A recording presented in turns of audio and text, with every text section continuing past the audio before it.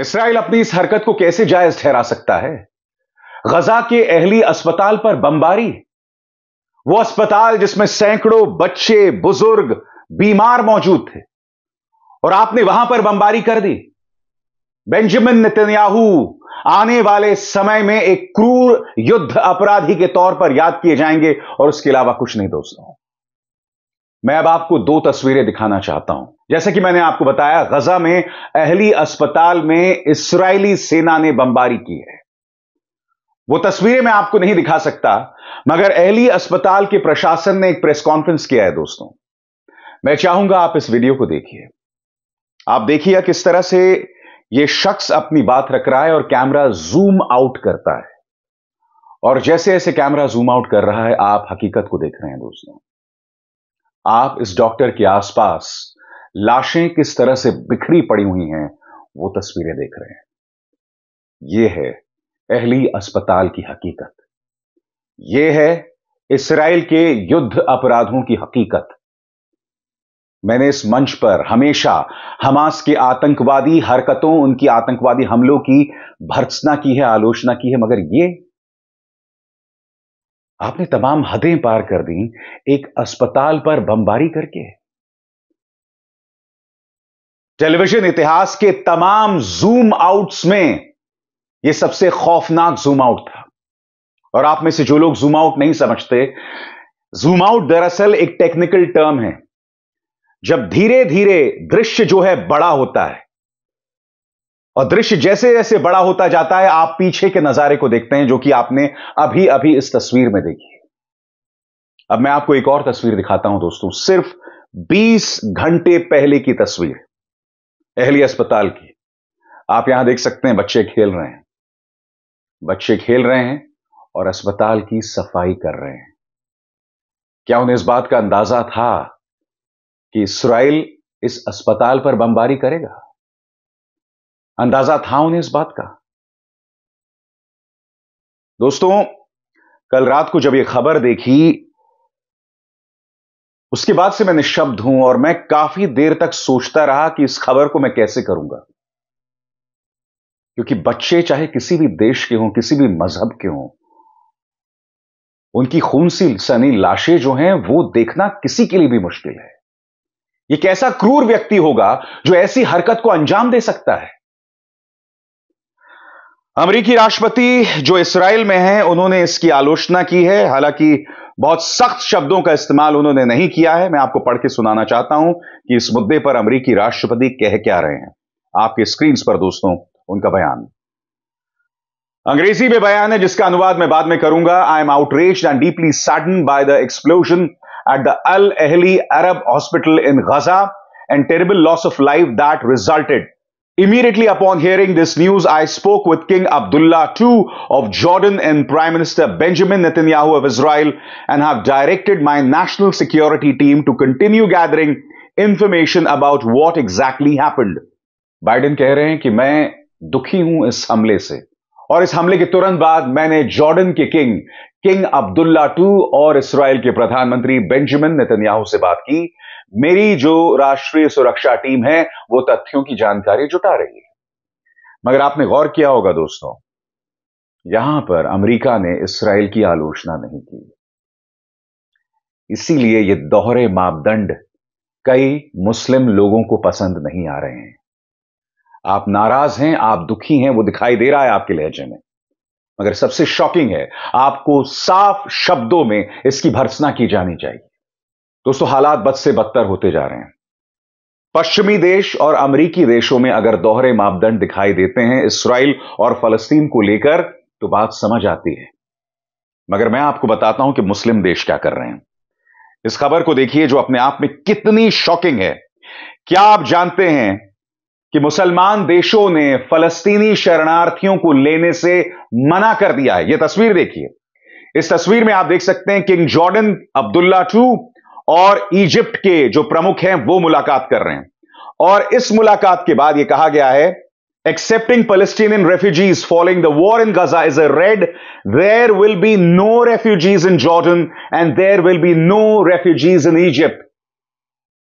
ये दोनों तो मुस्लिम देश है ना। कहां मर गई आपकी इंसानियत? आप ये कह रहे हैं इस मौके पर कि हम फलस्तीनियों को अपने देश में घुसने नहीं देंगे। और यह बयान दिया है जॉर्डन और मिस्र ने, जो कहने को मुस्लिम देश हैं।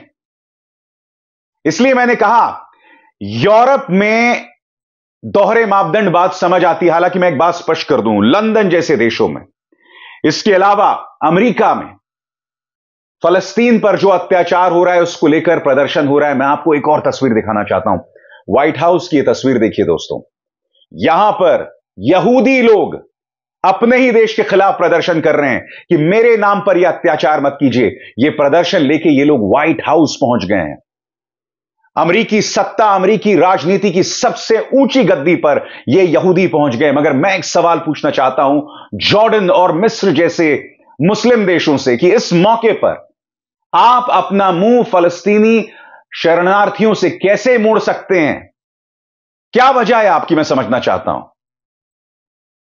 अस्पताल पर बमबारी की जा रही है दोस्तों, ये इतनी शॉकिंग बात है। मैंने वो वीडियो आपको दिखाया, फिर से देखिए वीडियो। ये बच्चे खेल रहे हैं। 20 घंटे पहले का ये वीडियो है दोस्तों, और 20 घंटे बाद मैं आपको बतला दूं दोस्तों, संयुक्त राष्ट्र में फलस्तीन की जो प्रतिनिधि हैं, उन्होंने बहुत ही एक मार्मिक बात कही। उनकी बात को आप सुनिएगा, मगर उससे पहले मैं इसका हिंदी में अनुवाद कर देता हूं। यहां पर संयुक्त राष्ट्र में फलस्तीन की जो प्रतिनिधि हैं, वो ये कह रही हैं कि आज हमारे बच्चे अपने नाम अपने हाथों में लिख रहे हैं, ताकि अगर किसी बमबारी में वो मारे जाएं तो उनकी पहचान जो है वो पता चल सके। हमारे जो पुरुष हैं, हमारे जो मर्द हैं, वो व्यापक पैमाने पर कब्र खोद रहे हैं उन लोगों को दफन करने जिनकी पहचान हो सकी, और उन लोगों को भी दफन करने जिनकी पहचान नहीं हो सकी। सुनिए वो क्या कह रहे हैं। Today, our children are writing their names on their palms in order to be recognized once the bombs hit their homes. Our men are digging mass graves to bury the identified and the unidentified. हालात बद से बदतर हैं दोस्तों।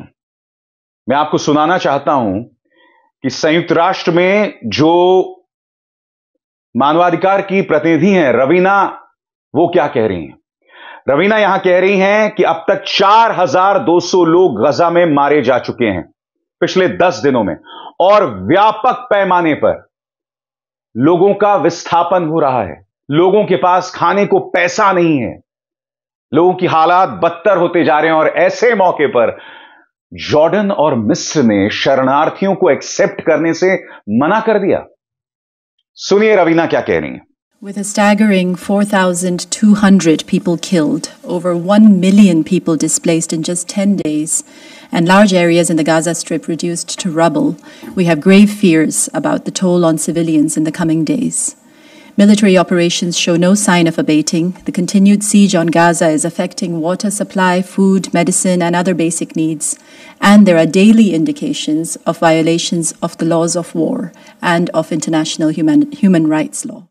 आज हम अपने अंदर की इंसानियत को खत्म नहीं कर सकते हैं दोस्तों, खत्म नहीं कर सकते हैं। इसीलिए वो यहूदी व्हाइट हाउस के सामने प्रदर्शन कर रहे हैं, क्योंकि वो देख रहे हैं कि बेंजामिन नेतन्याहू एक युद्ध अपराधी बनकर रह गया है। किस तरह का कहर बरपाया जा रहा है। मैं उम्मीद करूंगा कि इस मुद्दे पर भारतीय विदेश मंत्रालय त्वरित बयान दे, क्योंकि इस वक्त जब मैं कार्यक्रम रिकॉर्ड कर रहा हूं, ना भारतीय विदेश मंत्रालय की तरफ से, ना एस जयशंकर की तरफ से, ना प्रधानमंत्री नरेंद्र मोदी की तरफ से कोई बयान आया है। बहुत जरूरी हो जाता है कि इस लम्हे पर हम बताएं कि हमारी संवेदनाएं कहां हैं और हमारी इंसानियत कहां पर है। दोस्तों, इसके बाद मुझे डर है, मुझे आशंका है कि हालात बद से बदतर होंगे। अब कई ऐसे देश जो दूर से इस तमाशे को देख रहे थे, कई ऐसे मुस्लिम देश, अब उन्हें दखल देना पड़ेगा। दुनिया एक बहुत ही खतरनाक मुकाम पर है दोस्तों। कई मुस्लिम देश सोच रहे थे कि शायद यह गुजर जाएगा, मगर इस्राइल बार बार इस तरह की हरकतें कर रहा है जिससे ऐसा लगता है कि वो नहीं चाहता कि हालात काबू में हों। इस्राइल को यह भी अंदाजा नहीं है कि अपनी इस हरकतों से वो दुनिया भर में फैले यहूदियों और अपने इस्राएली जो नागरिक हैं उनके लिए कितने मुश्किल हालात पैदा कर रहा है, और खुद के लिए कितनी मुश्किल हालात पैदा कर रहा है। इसी मंच पर मैंने हमास की आतंकवादी कार्रवाई की बार बार आलोचना की है और अब भी करता रहूंगा, मगर इस्राएली सेना के पास कोई अधिकार नहीं है इस तरह से अहलिया अस्पताल में बेकसूरों को मौत के घाट उतार देना। अभिसार शर्मा को दीजिए इजाजत। नमस्कार। स्वतंत्र और आजाद पत्रकारिता का समर्थन कीजिए, सच में मेरा साथी बनिए। बहुत आसान है दोस्तों, इस ज्वाइन बटन को दबाइए और आपके सामने आएंगे ये 3 विकल्प, इनमें से एक चुनिए और सच के इस सफर में मेरा साथी बनिए।